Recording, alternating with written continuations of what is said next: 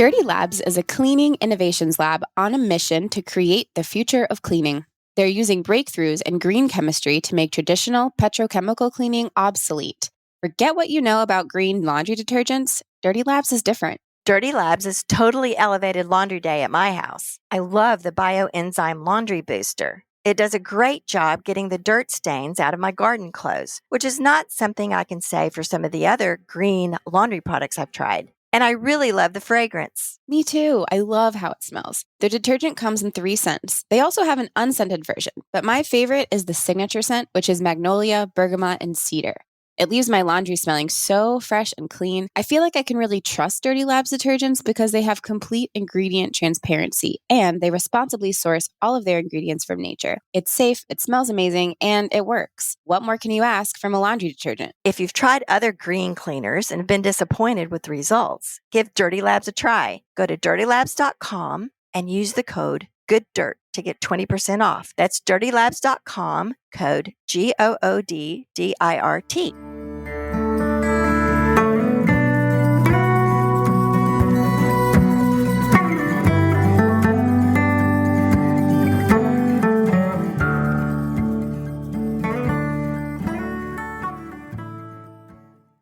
Fast Forward Productions. The women are speaking.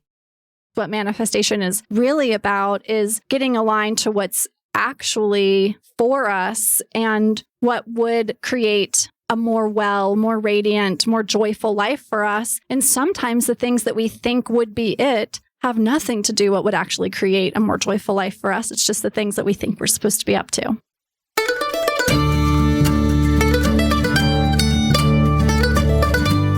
You're listening to the Good Dirt Podcast. This is a place where we dig into the nitty-gritty of sustainable living through food, fashion, and lifestyle. And we're your hosts, Mary and Emma Kingsley, the mother and daughter founder team of Lady Farmer. We're sowing seeds of slow living through our community platform, events, and online marketplace. We started this podcast as a means to share the wealth of information and quality conversations that we're having in our world as we dream up and deliver ways for each of us to live into the new paradigm, one that is regenerative, balanced, and whole. We want to put the microphone in front of the voices that need to be heard the most right now, the farmers, the dreamers, the designers, and the doers. So come cultivate a better world with us. We're so glad you're here. Now, let's dig in.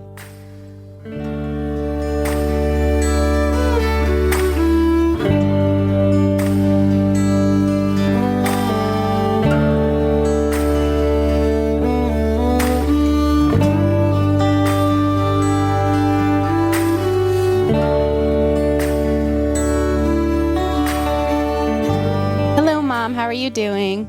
Good morning. Oh my gosh, it's so pretty today. It's so cool and the sun is shining. I just love it. So yes, I'm sitting here in front of my window in my office looking out on a beautiful scene. Yeah, it's really nice. It really, really feels like fall today, I think. It does. And I'm wearing, we're not being paid to say this, but I am wearing my Nui Organics wool long sleeve today, which it's just a long sleeve shirt, but it's made out of wool. So it's nice and light and it's really nice. It's like crisp enough for, it's going to be mostly in the 70s today, but wool is actually very temperature regulating. So even if it's warm, you don't get too warm. It's funny that you should say that because when I woke up this morning, I was thinking, oh, it's almost time to wear my Nui thermals, which I love. Yeah. So we had a really cool guest for this week that I can't wait to share with you. And I thought it'd be fun to chat a little bit before we get started about our own experience with the things that we talk about in this interview, which is manifestation and creating the life you want. And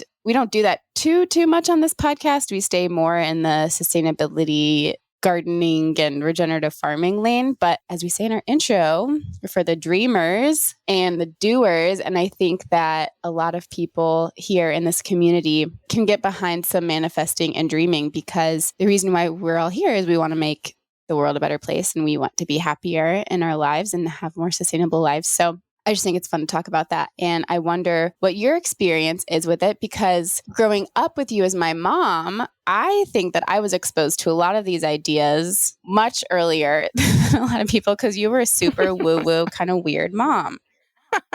When did you first come across the idea of like manifesting, and what role has it played in your life? I really don't remember when I was introduced to these ideas. You know, these ideas and these philosophies really go way back. I mean, we call them New Age, and people tend to associate it with sort of more recent years. But the ideas of your thoughts creating your reality go way back.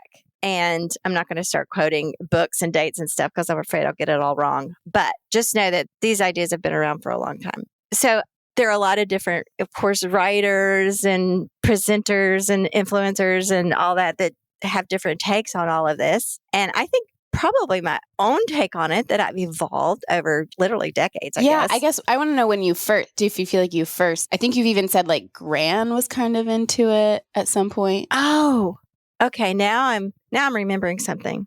My grandmother subscribed to Science of Mind magazine that had a lot of these ideas in it. So my mom started subscribing to it as well. It was lying around the house, so I got to read all that stuff. So yeah, I guess that's where the seeds of these ideas were planted in my mind, and it's just sort of grown since then. So yeah, thanks for reminding me of that. And then I remember you would do vision boards like in the 90s. And I remember when The Secret came out, which I sort of think is the big, like, kind of our generation's, it's a marker of like when it kind of became more mainstream. And I remember very vividly when it came out, and you were sort of like it wasn't news, but it was more mainstream. Yes. So I've been playing around with these ideas for literally decades, to your point. And how has it showed up for you with Lady Farmer? Oh, wow. I think, when I think about, back in the very beginning, we were talking about the ideas we had for it and things we wanted to accomplish. I look back on those conversations and I think, wow, we've really done these things. We have really brought them into fruition. And I remember us talking about we wanted to have a community with a lot of resources where people could go and find recipes and books they were interested in and discussion threads and resources and instructions for how to do certain things. We've done that and we've really created that. And then way back we said, we wanted to do a podcast, and look, here we are. We're like 3.5 years into it. So yeah, I think that our thinking about things in a passionate way has really paid off. Yeah. So that's Lady Farm specifically, but also I think a really powerful component of that, which is expressed in Lady Farmer, but for you very specifically, is growing up, you always really wanted to live in nature. You wanted a house out somewhere and land, and you wanted to do, to spread out. And your life on the farm right now is like, I think, a fully manifestation, and continues to be, which is really cool because you'll get a creative idea and then you'll put it in place, or you'll lay the foundation. And then 5 years later, something shows up, or we're harvesting plums or whatever. And like, it hasn't been fast, like we talk about, slow living, but it's just been like consistent visualizing and dreaming. I say this all to say, even though, you and I have been interested in it for a long time, we're not like, I don't think that we are super diehard. We're not doing vision boards all the time. We don't journal all the time. I don't know. I think some people take it very, very seriously, and that's awesome. And they probably get a lot of awesome manifestations, but it's pretty simple and also really surprising when you live with just a little bit more intention, and then you look back and see where it has gotten you. It's really cool. Yeah, I think you're right about that. In terms of like the lifestyle we're living today, yes, that goes back many years of just thinking about it and thinking about it without desperation or a lot of longing or a lot of feeling like I have to have this now kind of thing. More like daydreaming. I'd say daydreaming. Just picturing what it was I would like my day to look like. What would I like my surroundings to be like? Some of it is pretty specific. And here's one example. My whole life, I've liked to take long walks, but I've always lived places where you had to, walk along the street or, maybe cross a busy street or wait on a stoplight or be in the city or get in a car and drive somewhere to walk. Yeah, get in the car and drive somewhere. Exactly. So I would just think kind of casually, kind of daydreamy, I'd like to live somewhere where I could just walk outside my back door and walk for miles without seeing a car. And I mean, where is that? Where is that? Well, it's here. It's here where I live. because we live rurally, and it just happens to be an area that has all these horse trails and walking paths across acres and acres of land as part of this agricultural reserve we live in. And so I get to do exactly that. I get to walk into a state park and walk along a stream and walk through fields and woods and all this stuff. And sometimes I think about that and think about, wow, how rare this is. And I didn't even know what I was even thinking about specifically back when I was daydreaming about And I it. think it's actually a little trickier now because of social media. And so we have these visual cues all the time, and we're kind of addicted to it and all the emotions that brings up. So I think it's a little harder to visualize what you actually want and be in touch with what you actually want without feeling feelings of comparison and like, oh, I don't have that. And so now I feel a certain way. So I think that's kind of a benefit to not having those things, which we did pre-2010 or whatever. And I think that's why it's really cool to look at the work of people like Andi Alleman, who is our guest today, who works with people on getting in touch with your inner self and your inner life and creating your radiant life, as she explains in this conversation. So all that to say, this week is a little bit different than what we usually do, but it's really fun for us. And I think it's a little bit more personal to Mary and Emma's sort of life outside just what we talk about on Lady Farmer, which obviously it's related, but it's more of our personal process. And also related, we are starting the Artist Way group, which I've chatted about a little bit. It's a 12-week book study program of Julia Cameron's The Artist Way. And I think it's a great tool to get in touch with your inner artist and your creativity. And the assignment is that you have to do a lot of daydreaming every day, and you have to take yourself on an artist date once a week. And it's really powerful and transformative what happens after those 12 weeks. I did it this spring. We did it with a group in the Almanac this spring, and it was so great. So we're bringing it back for a reprise this fall. We're actually starting this weekend. Sunday, September 17th is going to be the intro week. So you don't have to have done any homework beforehand, except maybe get your hands on the book if you can. And if you'd like to sign up, you can go on the Lady Farmer website, and all the information is there. And we'd love to see you. So with that, you want to go ahead and introduce the guest? Yes. So as you mentioned, our guest today is Andi Eaton Alleman. She's the founder of We, a platform dedicated to new school approaches to radiant living. She serves as a soul strategist, working with companies like Google and Pinterest and conscious brands and CEOs interested in fusing soul and spirit into work, which is a fascinating idea. She's also the founder and creative director of the clean beauty brand Casa Noon. She hosts the top-ranked wellness podcast, Your Woo-Woo Best Friend, which features practical conversations for attainable transformation. Andi is known for her no-nonsense approach to spiritual wellness and practical advice for living a high-vibe life. Her latest book, Elemental: Nature-Inspired Rituals to Nourish Your Life, is now available wherever you get your books. It's for wellness enthusiasts interested in disconnecting from the digital and reconnecting with the natural world for better health and inner peace. Andi has so many exciting things to offer us in both our personal and professional lives. This was such an inspiring conversation all the way through, and I love the way she leaves us with the reminder that you don't have to partake in all the hustle to have a slow, radiant, and fulfilling life. So here's Andi Alleman of We Studio.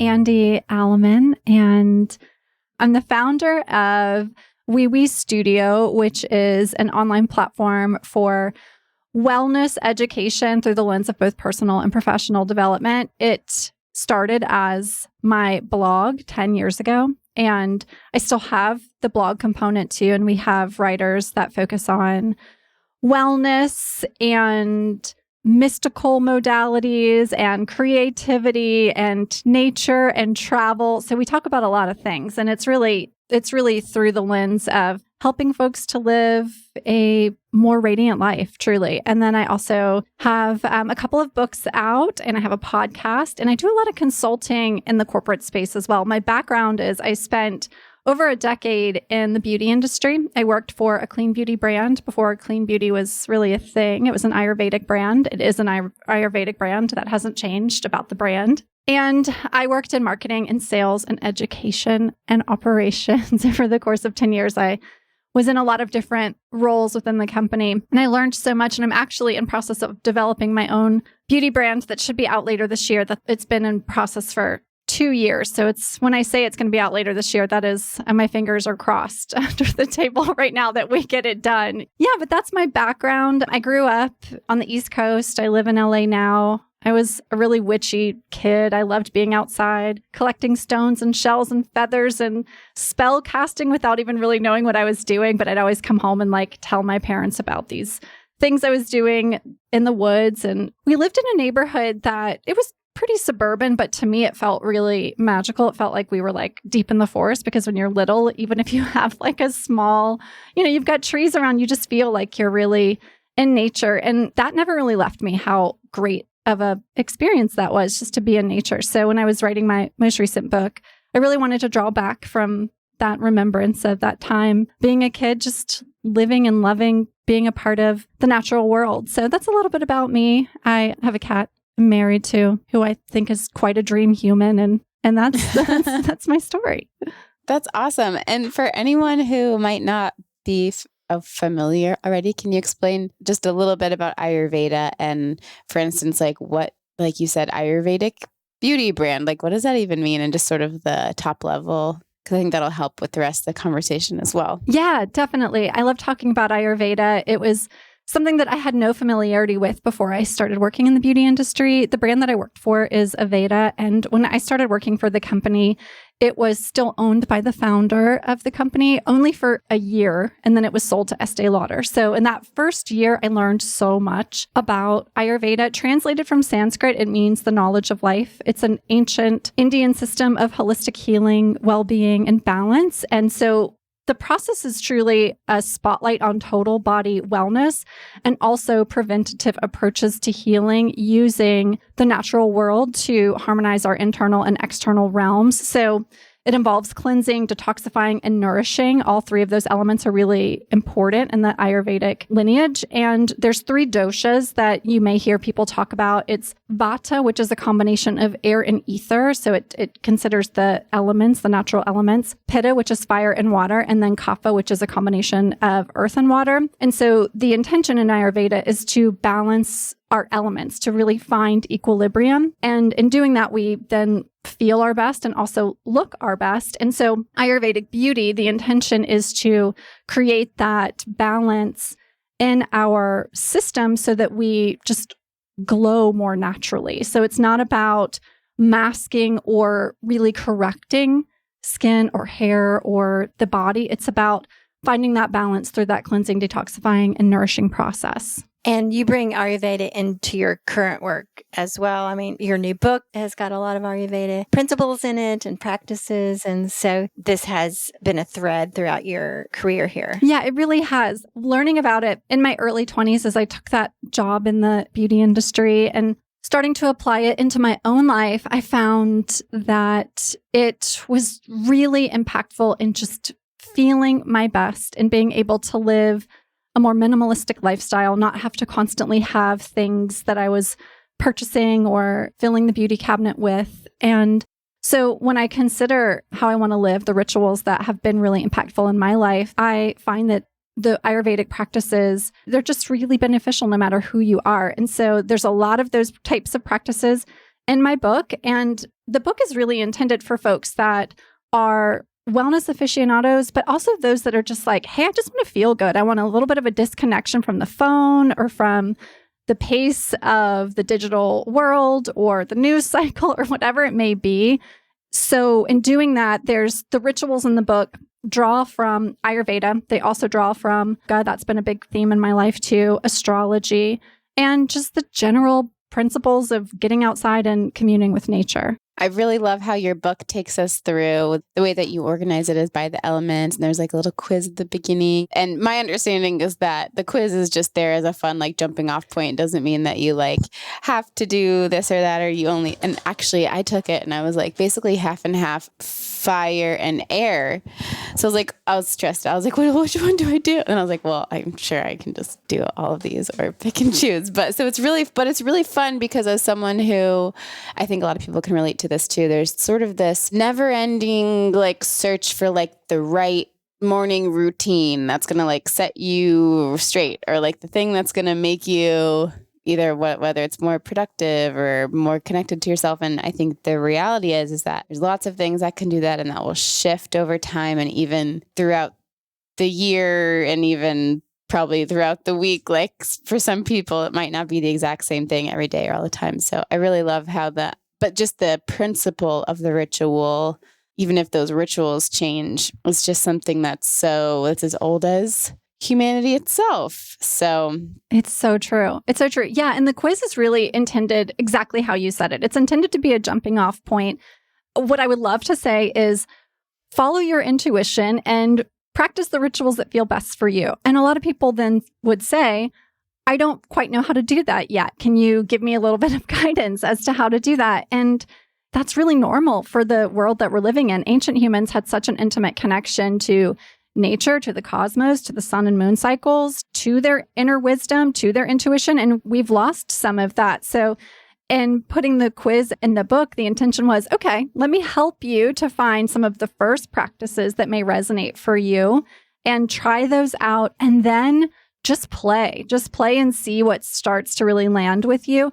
I am such an advocate I'm kind of like an anti-morning routine person. Not that I don't have one or that I don't think it's important for you to find yours, but it becomes, I think, so prescriptive that we start doing things for the sake of checking it off of our daily task list. And then all of a sudden it's like, we don't feel great about ourselves if we have a morning where we need to like sleep in and take a nice long walk versus like get on our yoga mat and meditate and like have a green juice. And so then we're like, still doing something that is very important for our well-being, sleep and movement, but we don't necessarily notice that was actually intuitively what we needed if we don't follow some structured routine. So I recommend that you do you, that you find the routine or the rituals that are our best practices for you. And sometimes it takes us some time to really figure out what those are. So in the book, each section is broken into rituals for nourishment, rituals for grounding, and rituals for a glow. And that glow is an inner glow and an outer glow too. And so you can kind of play and just think about, what do I really need right now? Am I feeling really intense and like a little flighty and like I'm not really focused? Well, maybe try some of the grounding rituals. Am I feeling like a little sluggish and that I maybe like my skin isn't really glowing like I would like for it to? Well, maybe do some of the glow practices. For the nourishment practices, it's like, do you just need to take some good care and put something nourishing in or on your body or in your realm? And I personally am constantly changing the rituals that work best for me. Truly seasonally, they change. Sometimes weekly, they change. What I know is I want to be in practice. That's what's important, and what they are can shift as often as they need to. I like hearing that you're flexible with these rituals. And also, I'd like to say that you use the term rituals. The name of the book is Elemental Nature-Inspired Rituals to Nourish Your Life. But rituals, as you point out so well, don't have to be elaborate. You don't need a bunch of things and accoutrements to perform a ritual. A ritual can be as simple as sitting in the sun, that's one of your rituals. And so no one needs to be intimidated by that term or thinking, oh my goodness, I don't have time for all these things to go through. It's not that. It's actually, I would just say it's a way of framing things we do that we might do without even thinking about them, but sort of setting them aside as something intentional and something purposeful. Totally. I think sometimes we think that rituals can only be, it's only the good stuff. Our rituals are anything we're doing with repetition or intention. And so, sometimes I get on my husband a little bit because one of his morning rituals is waking up and getting on the phone. And I remind him like, hey, that's not a commitment that you want to have to yourself, right? But it's what you're doing. You're doing it as a repetitive action. And you feel better when that isn't a ritual that you're practicing. So what can you do that has intention that makes you feel great? And then he's like, oh yeah, when I get out and take a morning walk or just go stand outside in our backyard and like take in the flowers in the garden and the birds, that's a completely different, we're choosing ritual oftentimes without even noticing that we're making the choice when we're doing something on repetition. So my intention in packaging up a book of rituals is really to give us more intention and opportunity to choose things that will, in fact, make us feel great. And it does not require that you join a gym, that you have a bunch of tools at your disposal, that you have, a specific mat or specific crystals or specific tonics and tinctures. It can literally be stepping out into the sunshine. One of my very favorite rituals, and I do this every afternoon that I possibly can, is just getting outside and putting my feet in the grass. And when I have a little extra time, I like to go put my feet in the grass and have a cup of tea. And so that means I'm going to sit in the grass for at least the 15 minutes that it takes me to sip that cup of tea. And that is just a complete energy changer for me. And it's truly one of my favorite practices and does not require anything except for my ability to get outside, and on the chance that I can also have a cup of tea, even better. So I think that's really important to think about too. How would you describe the difference between ritual and habit, if there is one? How do they overlap and how do they differ? That's such a good question. And I don't know if I've really thought about it a whole lot. I think habit ultimately begins to inform our ritual, and then vice versa. Our ritual practices inform our habits. But I think our habits can often be really unconscious.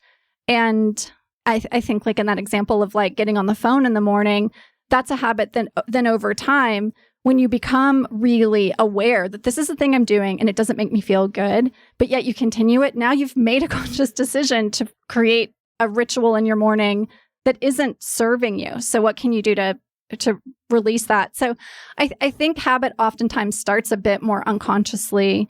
And then on the flip side of that, I love this concept, and it's a fairly newer concept of habit stacking. So that's like choosing consciously your habits, which ultimately then becomes ritual when you're putting a group of habits together that perhaps may be a bit more challenging. So for example, I'm taking a new probiotic right now, and I want to make sure I remember to take it every morning well before breakfast, because it's like better if you take it on an empty stomach. So my habit stack is, one of the things I never miss in the morning is I always wake up, first thing I do is brush my teeth and do some tongue scraping with my Ayurvedic tongue scraper and do a quick facial dry brush. So now my habit stack is to put my probiotics right next to the brush, so I see that right away. And unconsciously, I'm going to go for it because it's right there. But it's like I had to create that little system for myself to not forget to do it.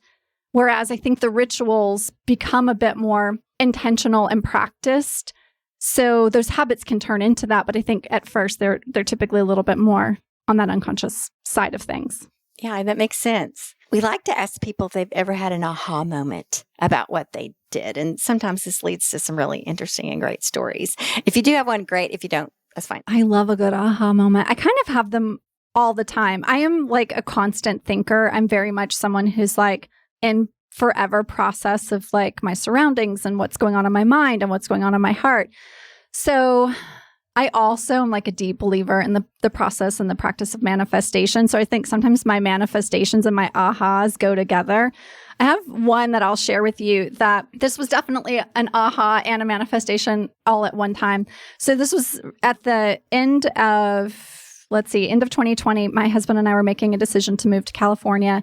The short version is we had been living between Nashville and New Orleans. New Orleans is really home for both of us. And he is a music producer and musician. And at the time, he was doing a ton of touring. He was on the road all the time. Well, this is now end of 2020. He'd obviously not been on the road for all of 2020. And despite what 2020 was, we're having this awareness that we didn't want him to have to go back out on the road. The entirety of our relationship, he had been on the road, and we were really enjoying the fact of having this time together at home. And we knew that it was coming, that he was going to have to be going back on the road. So we're making the decision to move to LA so that he could be in the studios more and on the road less. That was ultimately what we knew we would need to do in order for his career to pivot that way.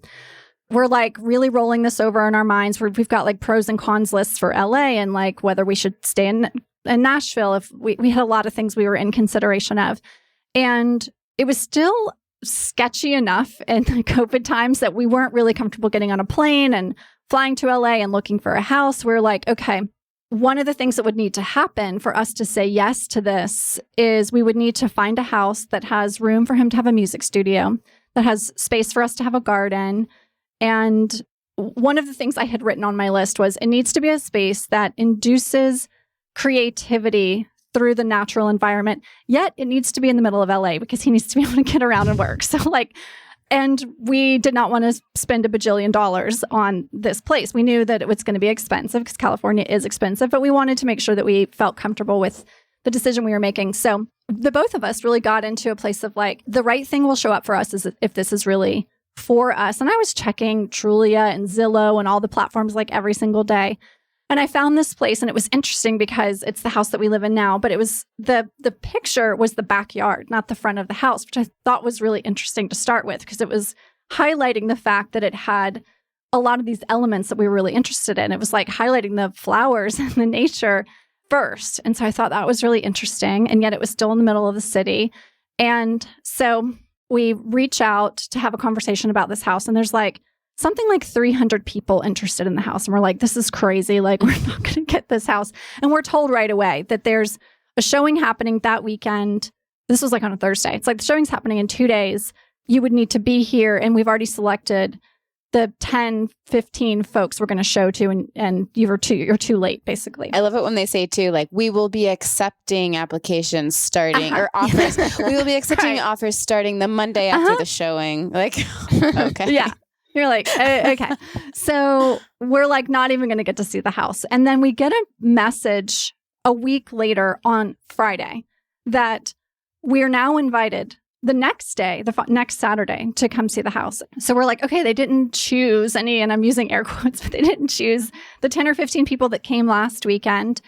And now they want to see us tomorrow. And I certainly was not going to say, well, we don't have the ability to get on a plane and get there tomorrow. So I found a friend of a friend to come to the showing on our behalf. And she's got us like on FaceTime, and she's like showing us the house. And they're like, wait, what's happening? Like, oh, you're not the person. And she's like, no, here she is. Here's the couple. So we don't even know this woman that's like helping us out. She's just a friend of a friend who's being like so gracious.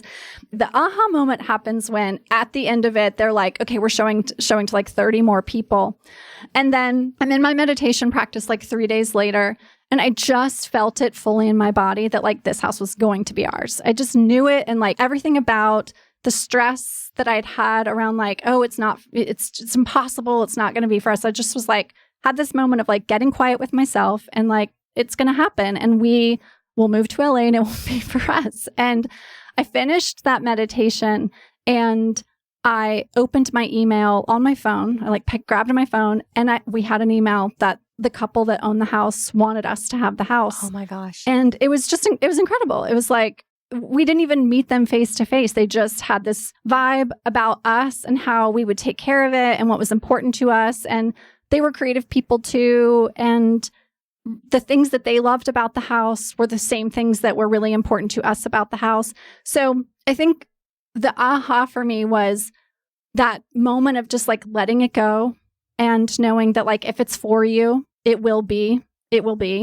And trusting that process of surrender and allowing what's for you to find you in the time that it's supposed to find you. And that was it. We made the decision. We moved to LA. We never saw the house in person before we got here, but we just knew it was for us. And now we've been here for 3 years. So. Oh my gosh.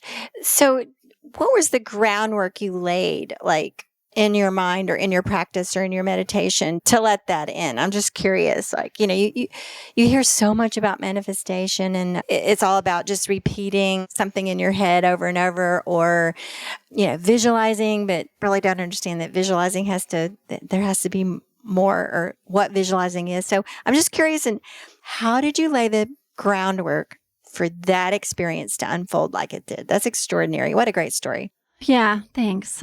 It's fun to reflect back on it too and think about, how much our lives have changed from that time to now and how much we just love being here too. And we talk all the time about like, we're never moving. Like this is just like the perfect place for us. Why would we ever go anywhere else? So much of that is because of the space that we're in.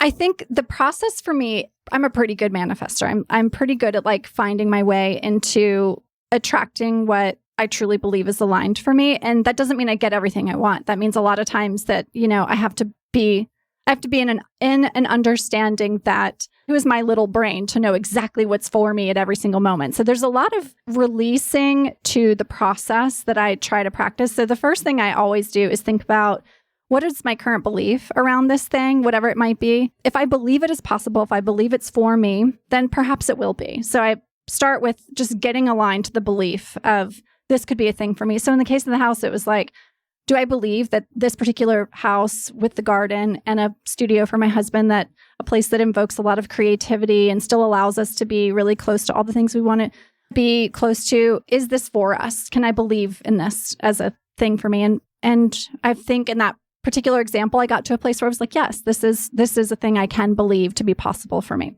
So then I look at any places in my mindset that like maybe I'm blocking myself from truly feeling into that belief, and just do a little bit of work on that. And that might be journaling, just breathing through it, noticing things that come up.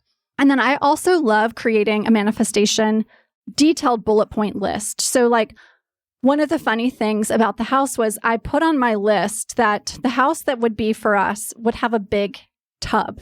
So I was thinking bathtub. It was like, I really want a big tub. And so I get really detailed and I put these things on the list.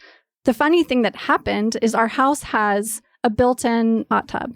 So when I saw the house and I saw the big tub, I was like, oh, cute. This isn't the big tub I thought I was going to get. It's a hot tub, also a big tub. And I absolutely love it. But I wouldn't have thought of that. But it was kind of like this little wink to myself that like, oh, what you're looking for, this is possibly it. So I get really detailed and write my list because I think it's really important to get clear on what it is that you're calling in, so that you can start to see it, start to identify that, oh, yep, this is it. This is what's coming for me.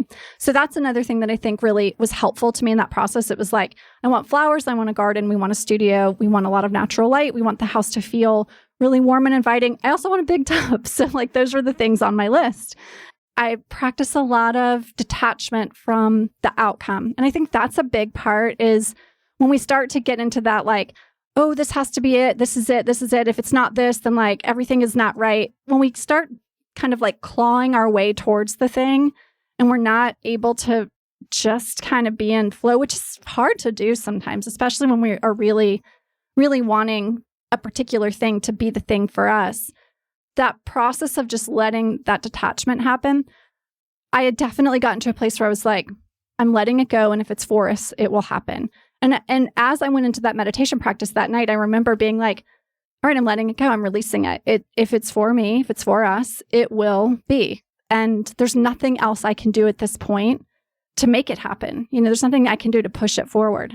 So I had done everything I needed to do. I'd had a good conversation over FaceTime with the couple that lived here. I had sent someone to tour on my behalf. I had sent all the documentation that I needed to send. So we had done everything we needed to do. There was nothing else left to do except for to release the outcome. And I think that's a big part of the process too, is being okay with releasing the outcome and knowing that what's for you will find you.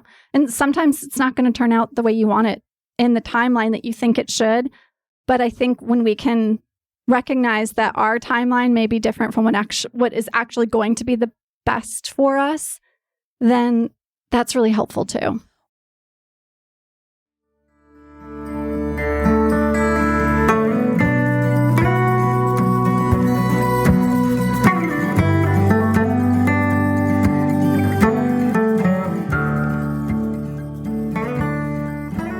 As we've mentioned, we're big fans of Dirty Lab's bioenzyme laundry detergent and booster for getting out tough stains and leaving our clothes smelling great. We're also really impressed with what Dirty Labs has done with their packaging. As a company, they're committed to eliminating single-use plastic for their products and are constantly looking for recyclable, reusable, and compostable solutions. When we received our Dirty Labs products, we were so pleased to see everything in recyclable aluminum and cardboard. No more big plastic jugs. But being eco-friendly isn't just about the packaging. It's also what goes down the drain. Dirty Labs uses bio-based ingredients that are safe and non-toxic, ensuring that their formulas don't disrupt aquatic ecosystems. Dirty Labs bio laundry detergents are septic safe and gray water system safe. Their products are free of known carcinogens, toxins, and pollutants. If it's harmful to you or the planet, they leave it out. It's so refreshing to see companies like Dirty Labs using innovative science to change traditional industries. We love their holistic approach to sustainability and how they're raising the bar on safety without sacrificing cleaning performance. If you're looking for a non-toxic laundry detergent that has the highest safety standards for both you and our planet, give Dirty Labs a try. Visit dirtylabs.com and use the code GOODDIRT to get 20% off. That's dirtylabs.com with the code GOODDIRT, GOODDIRT.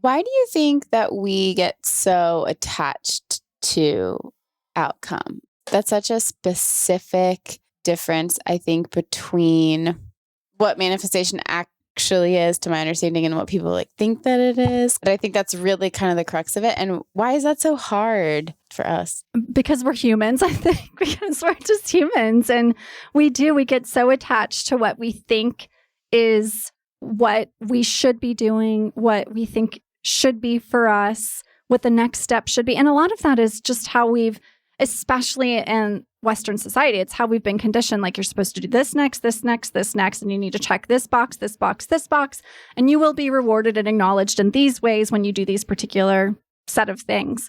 And so I think that contributes a whole lot to the attachments that we have, because we believe that there is a way, and sometimes it's really hard for us to be open to, well, maybe there are other ways. And when we can get into the flow of exploring the other ways, much greater things, in fact, can happen. You know, it's kind of how we're wired. And it is quite a practice to release attachment. It's such a practice. And I think that truly is what manifestation is really about, is getting aligned to what's actually for us and what would create a more radiant, more joyful life for us.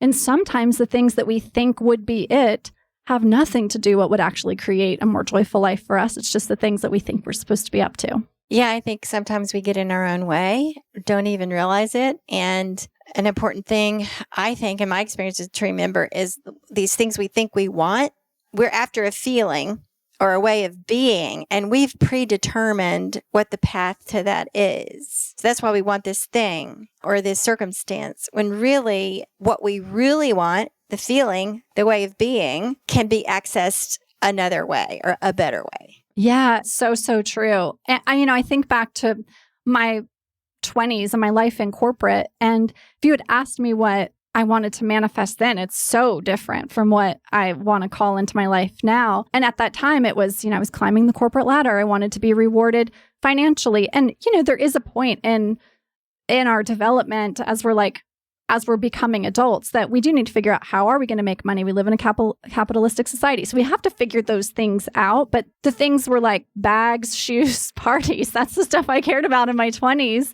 And going to a great restaurant. And that's the stuff today that I couldn't even, sure, do I like to look cute and have on a cute pair of shoes if I'm going to a party? Sure. Sounds good. But am I is it on my manifestation list or my vision board? Absolutely not. But at the time, that's what I thought was it for me. And it took some big pivots and, kind of jumping off the cliff type moves to get really open to what actually would create a more joyful life for myself. Why do you think so many people are kind of intimidated by the idea of manifestation? I feel like some people kind of get defensive about it. Are you saying I create everything bad that happens to me? And I don't know. Do you have anything to say about that, or does that get too?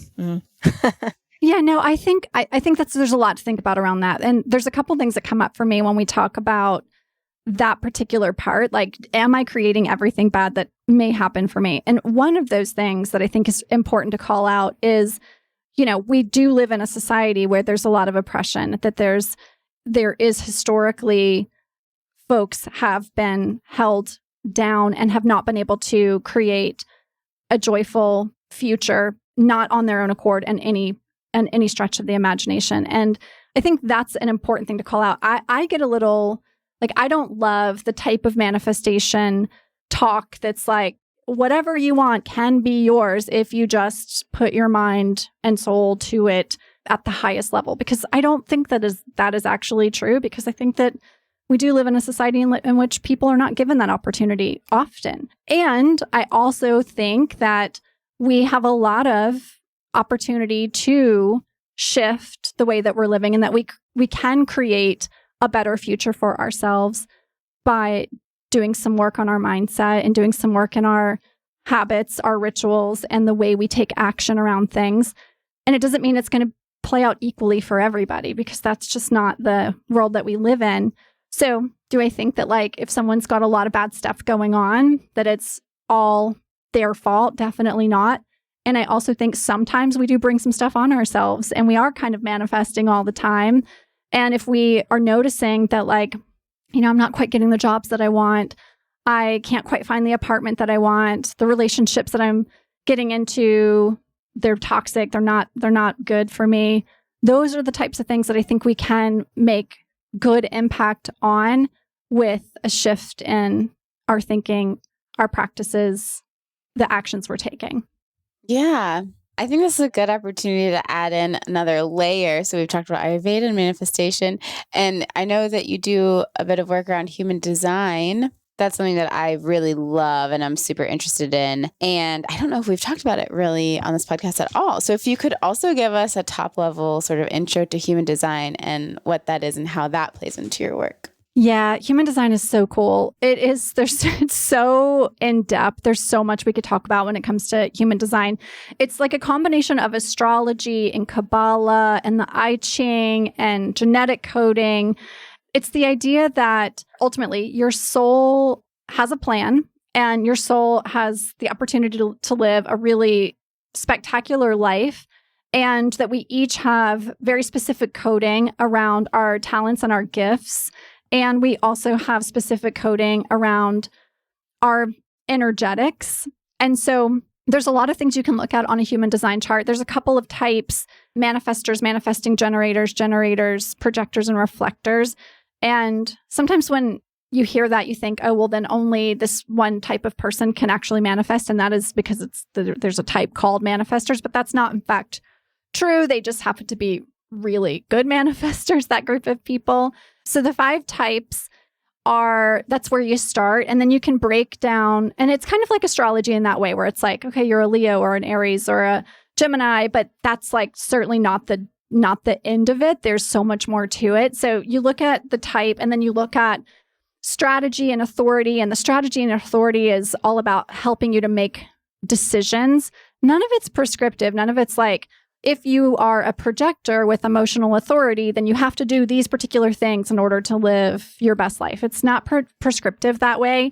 It gives you a lot of insight into how you're going to move through the world, making great decisions, energetically taking good care of yourself. And then there's a part of it that I really, really love, which is on the charts, there's a section that when you look at it, it's like a body graph. And there are what's called the gates and channels. And the gates and channels are super unique to each individual person, and they highlight your natural talents. So, everyone's kind of got those things that you're like, they're just really gifted at X, whatever the thing might be. Like they have a natural ability to express through words, or they have like a gift of music. My husband is one of those people. He has this like natural ear for music. And on his chart, there is like a part of his chart that says that like he's naturally inclined to the auditory, and specifically through creation, through musical expression. So you can find all that stuff on your chart, which is really, really cool.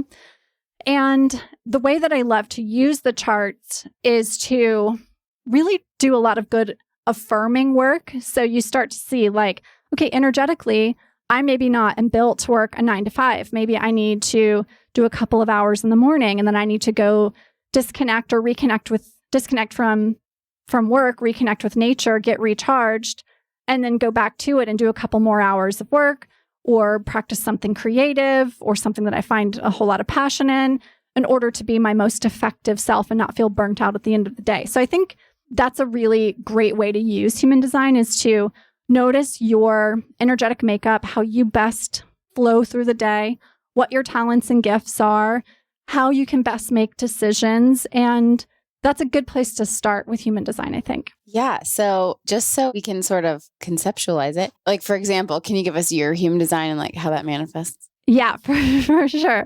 I am a manifesting generator, and I have sacral authority, which means that my decision-making process, well, I'll back up. Manifesting generators first are like the multi-hyphenate type of people. They're multi-passionate. They are, which is at the beginning of our conversation, I was like, I don't really know how to like wrap into a bow what I'm up to.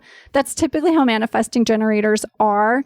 They kind of have this unending source of energy because of that sacral chakra motor. So it's like there's just constantly energy being fed into the manifesting generator's body. And so as long as manifesting generators are pursuing something that they're truly lit up by and not getting like distracted by other things, they can go forever. And like time becomes, obsolete for them. They just are excited to do the work. So I have that first. Manifesting generator is my type. Then my authority is, as I said, sacral authority. So that means my decision making really needs to come from my gut. And that's really hard for people, but most of us have either sacral authority or emotional authority. So we should make decisions by checking in with our emotional well-being, and or for me, it's the sacral. So it's that gut feeling. Most of us as humans are making decisions in the head. We're processing things from a place of logic. And that's where we've like lost that connection to our intuition. And for most of us with human design, we can find where that intuition shows up in our body. So for me, it's that sacral space. Really checking in with my gut will give me the best guidance typically. Then on the chart, there is a profile as well. And my profile is 1-3, which is the establisher of knowledge and truth, which basically means that I am someone who is constantly seeking out new types of learning. I want to find the deepest connection to what is the greater truth and share that from a place of letting my wisdom be expressed to my community and to those folks around me. And of course, before I knew anything about human design, I was very much that person who was like, let me take another class. Let me get another certification. Let me read another stack of books on this topic, whatever the topic might be, very much in my chart. There's another part of the chart, which people don't talk about a lot, called the incarnation cross. And it's very much about purpose. My purpose is deeply tied to expression of self. So doing that for me, of course, expressing myself, but also helping other people to express themselves, to really tap deeply into who they are and find the best ways to express that. And that's also very aligned with the work that I do. I help people through personal and professional development. And even in something like my book, it's about helping you to feel your best. And ultimately what I want for you when you feel your best is to be able to show up as your highest self. So that's very much in my chart too. Yeah, so that's kind of the high level stuff from my chart. It's crazy how much there is and how detailed it can get. Yeah. It is. There's a lot to that. Is part of your business like helping people create their own charts, or tell us more about your business?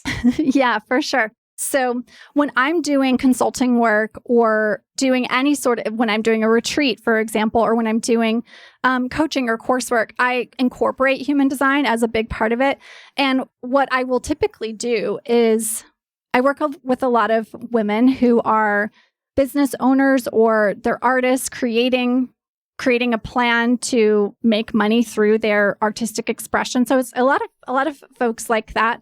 And so one of the things that I will have them do is do a bit of a deep dive into their chart so they can really identify their gifts and talents, their energetic makeup, how they can best make decisions. So we start with that often, depending on what it is that I'm doing with that particular person. But I think it's really important to start with because typically especially when we're thinking about ambition, we're thinking like, I got to work all the time. I've got to really hustle hard. I got to like make all the connections. And for most of us, that's like not in fact the best approach. And we're going to burn out because of that approach.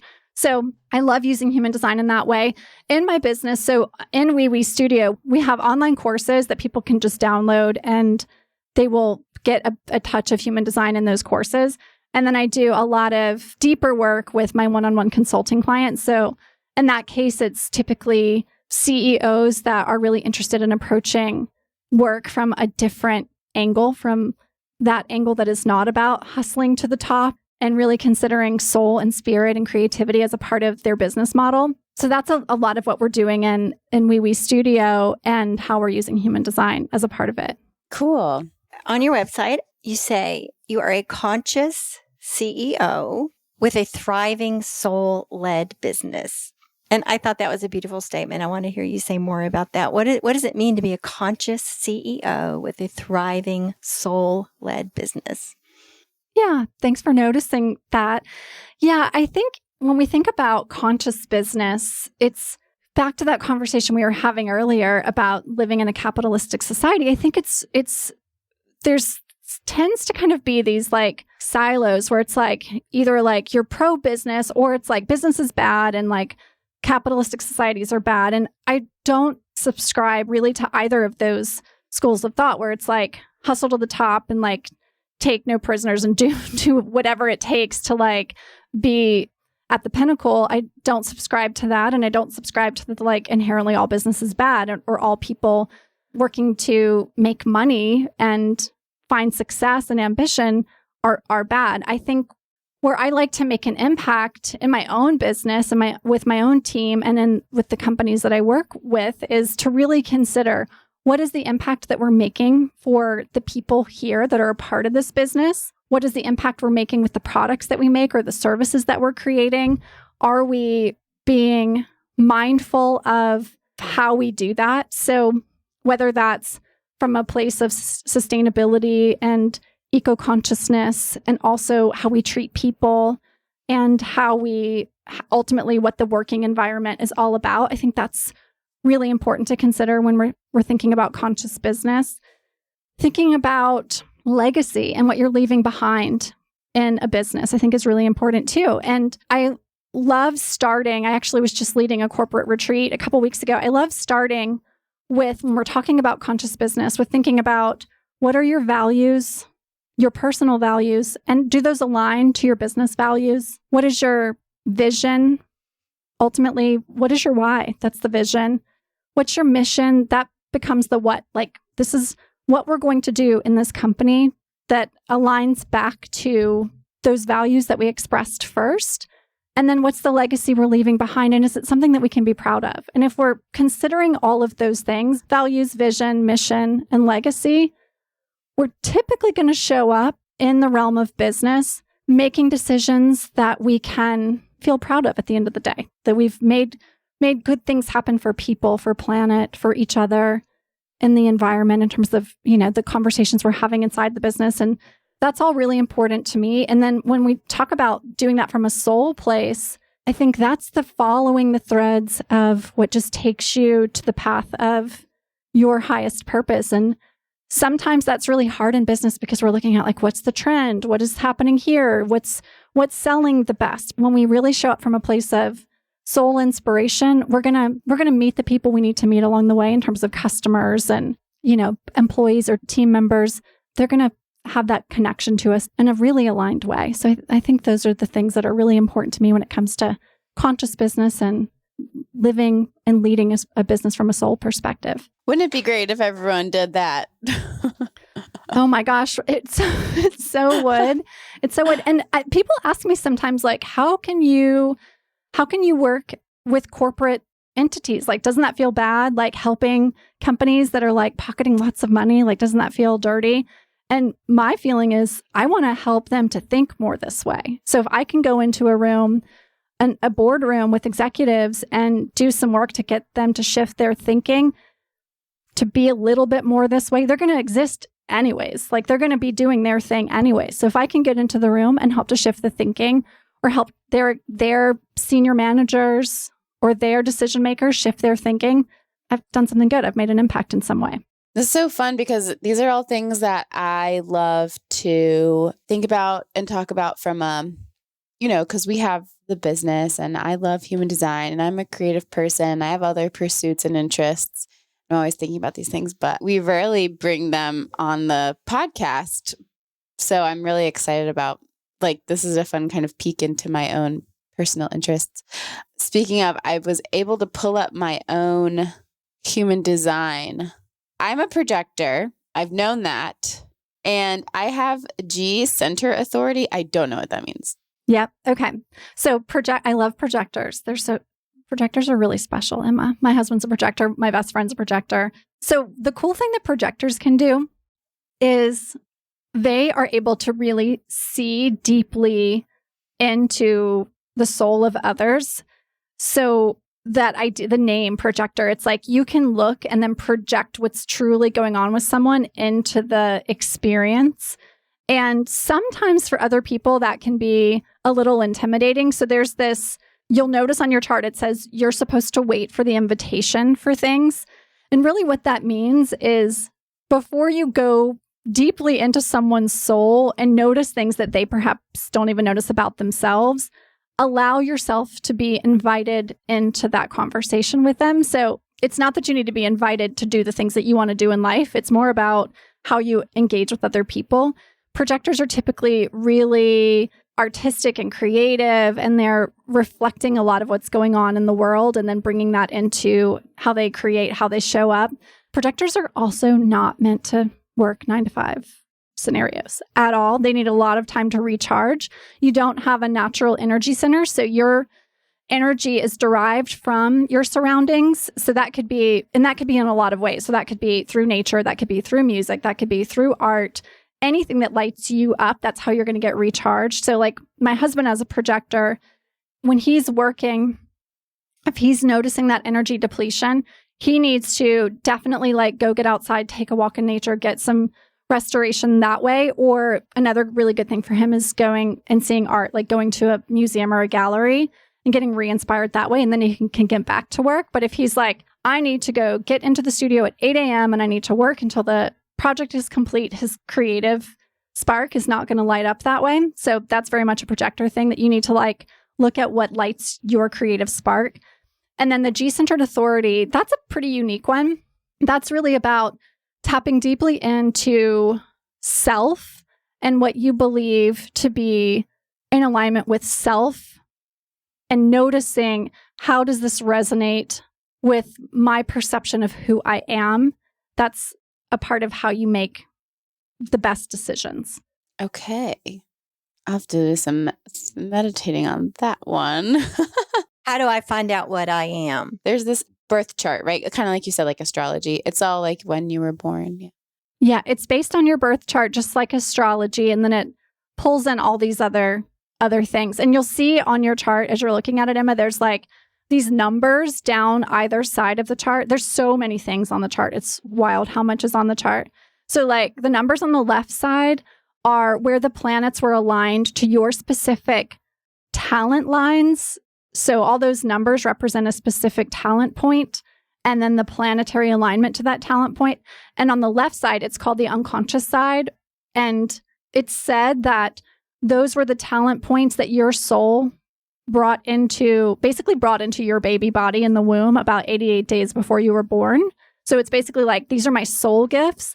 And then on the right side of the chart, as you're looking at it, you'll see those numbers and planets again. Those were the talent points at the moment you were born. So those were more of like the ones that you supposedly consciously chose to bring into this lifetime. Okay, I have a question. And I think I remember now why I haven't done this, because our friend that does it says what time of day you were born in. I'm not sure. It doesn't say on my birth certificate, and my parents don't remember. So what if you don't know the time of day you're born? If you don't know the time of day that you're born, you're still going to get a pretty close reading. There's a couple things that are going to be a little off. Like in your birth chart in astrology, like your moon sign may be off depending on what time of day you were born. But for the most part, you're going to get a really good picture in your human design chart. You may have a few things that are a little bit different depending on what time you're plugging it in, morning or night. But for the most part, you're going to get a pretty close reading. So I think, plug in 12 noon. I know it's afternoon, but nobody seems to know what time it is. Yeah. So then like plug in like 2 o'clock and you're going to get really, really, really close. It's so crazy. It seems like science fiction, and then you actually read it and you're like, wait, this applies so much. It's really true. I mean, and if you know the story of like how this modality came to be, you might question like someone's like, it's like, are you sure you really are into like want to be into this? This seems weird. So the guy who established this system, it was in the 80s. So he was like a marketing guy who like lived in Connecticut. And then he had this like spiritual awakening, moved to, I think he was like in Ibiza or Mallorca, one of those places. He was like on an island in Spain. And he supposedly was doing some sort of meditation practice and got called to do some sort of like deep meditation within some like cave. So he like goes into this cave and he ends up being there for several days. And he says that the system basically like downloaded into his mind.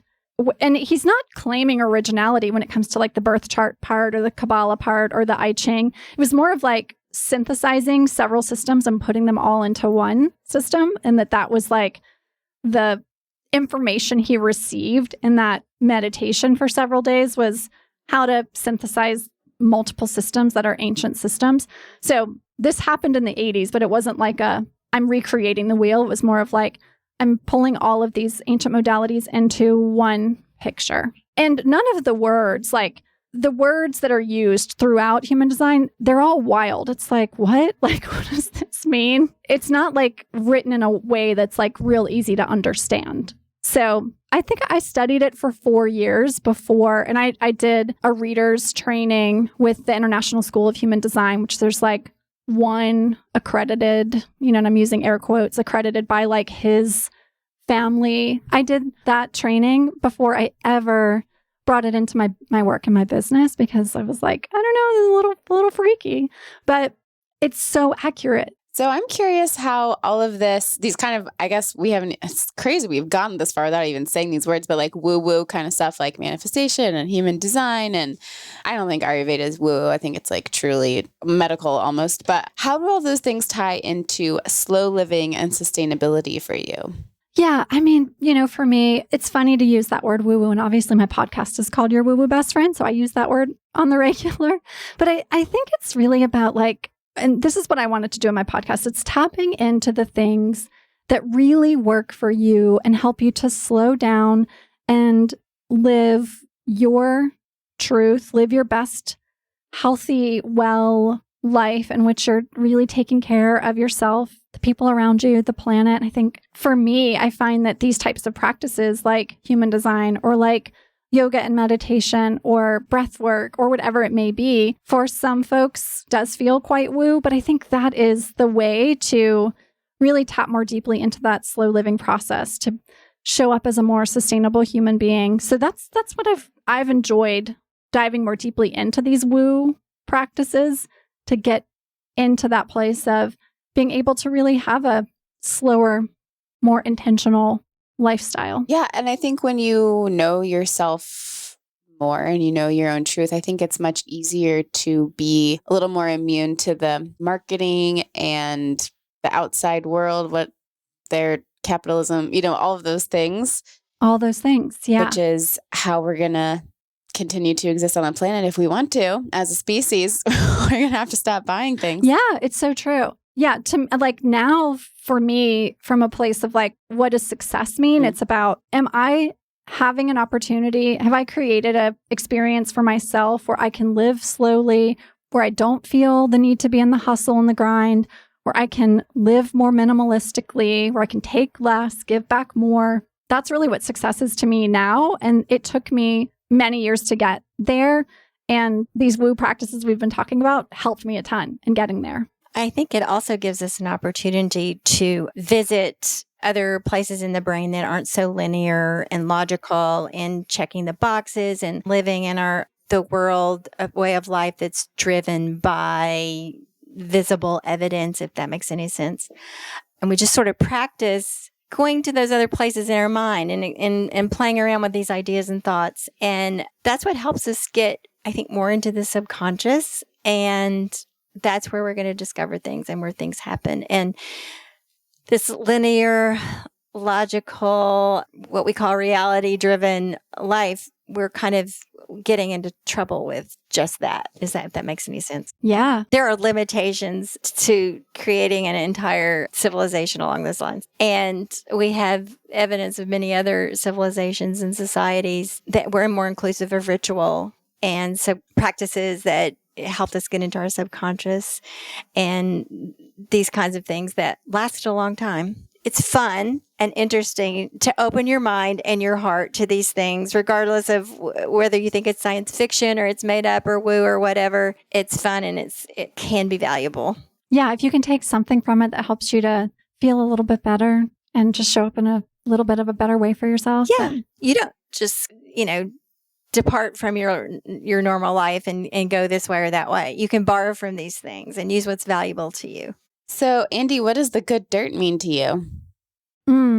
I love the good dirt. I love the good dirt. It means so many of the things that we've been talking about. It's getting out, putting my feet in the grass, once a day, and just getting that type of good dirt, taking good care of self through the things that I'm putting into my body, the way I'm just showing up each day and how I appreciate what this gorgeous planet has to offer to us. And, and having conversations like this. This is a good dirt conversation. We're just like pulling up all the stuff, like right out of, down to the roots and just talking about things that have made a difference for us. And I think that's what good dirt truly is all about. I agree. Good answer. What do you most want people to understand about the work that you do? Because you do a lot and you might have already said it in so many ways, but if you want to say anything else again, like what do you want people to take from this conversation? Yeah. I mean, the work that I do and what I want people to take away is my goal is that folks find my work and that they feel connected to a more radiant and well way of living, and that doesn't have to involve hustle and grinding, that you can live a slow life and still also have ambition for your future and for your family's future and for the planet. And I hope to be able to offer that to people in a lot of ways, whether that's through Wee Wee Studio, which you can find at OUIWE Studio. That's how you spell it if you're hearing it and you're like, what is that word? It's Wee Wee Studio. So whether it's through the studio or through the blog or through the podcast or the books, that's my intention for people. Awesome. So there's this book, Elemental, and you said you've written other books as well? Yeah, the book before Elemental is called Wonderful, and it's a off the beaten path travel guide for female travelers interested in a kind of a more connected to nature and connected to creative spaces. There's 9 road trips in the book. It's a lot of photography and there are exact road trips, but it's also fun things to put on the radio, the playlist to listen to, and movies to inspire you. So it's kind of a manual for just high vibe traveling. That's what that book is all about.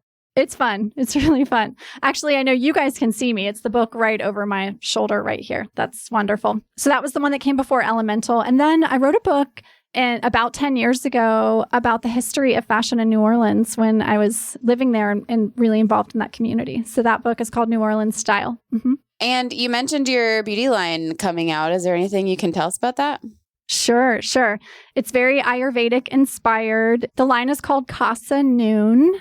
And we're launching with 3 products. All of the products have fermented fruit and functional mushrooms. They're intended to be multitasking products. There's a AM moisturizer, an all-day serum, and then a night balm. And my intention is that those 3 products are really all you need for your skincare, that you really could have these 3 things in your cabinet and be good to go. They're really about creating those things that we talked about Ayurveda, about creating a nourishing experience for your skin and not taking anything away or stripping anything away, but really just nourishing the skin from a really holistic place. So it was really the brand that I always wanted and kind of dreamed of from my early beauty industry days, and finally decided many, many years later from the start of my career in the beauty world that I wanted to bring it to life. So it'll be out later this year. By the time this podcast comes out, it might be either out or even closer to coming out. Yes. So. Oh, I want to try it. That's wonderful. And you had a course on your website, a little course I thought I would take. It looks really fun. Yeah, there's some like recordings. There's some like really fun stuff to kind of just start to get into human design. And you can go so deep on human design. It's so cool. There's so much to get into. And my podcast is called Your Woo Woo Best Friend. It is all about practical, transformative conversations to help you live a more radiant life. I'm going to also listen to that. Wonderful. Yes, it's so nice to meet you and learn all about you. And I feel expanded. Back at you. Thank you for your time. And we look forward to circling back around.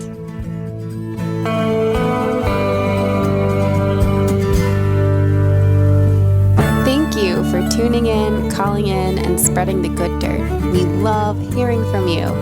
You can reach our listener voicemail at 443-459-1950. That's 443-459-1950. You can find this number in our show notes and in our Instagram profile. This show is produced by Lady Farmer, a slow living lifestyle community, and the original music is composed and performed by John Kingsley. For more from Lady Farmer, follow us on Instagram at We Are Lady Farmer. That's We Are Lady Farmer. Or join us online at www.ladyfarmer.com. We'll see you next time on The Good Dirt. Goodbye.